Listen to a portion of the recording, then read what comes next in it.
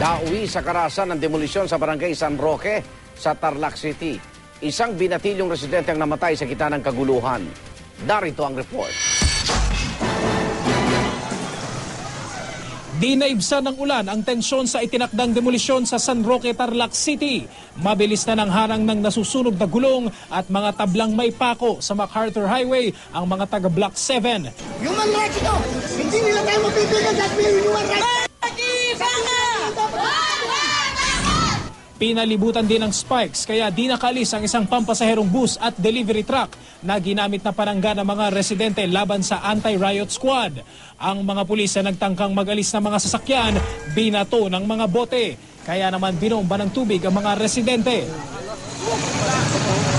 Hanggang malapitan at may alis sa wakas sa mga sasakyan ng mga pulis. Pero maya-maya pa ay umalingaw-ngaw ang putok ng baril. Isang lalaki ang bumulagta sa kalsada. Dead on arrival siya sa ospital. Dahil dito, lalong tumaas ang tensyon. Tinangkapan ng mga residente na magpasabog ng tangke ng LPG. Pagkatapos ng 3 oras na gulo, ay sakalang napasok ng demolition team ang lugar. Marami na nga na nangyayari dito. Lagi silang nagbabarikada kung sino-sinong ginagamit nilang mga yung organisasyon. Yung utos sa amin ngayon talagang basagin na, pulbusin by hook or by crook. Sa huli, wala nang nagawa ang mga residente nang simulang gibain ang kanilang mga bahay na nakatirik umano sa pribadong lupa. Halos 1 taon na negosasyon sa mga taga Block 7 para lisanin na ang lugar. Iniimbestigahan ngayon kung sino ang nagpaputok ng baril na ikinamatay ng isang residente.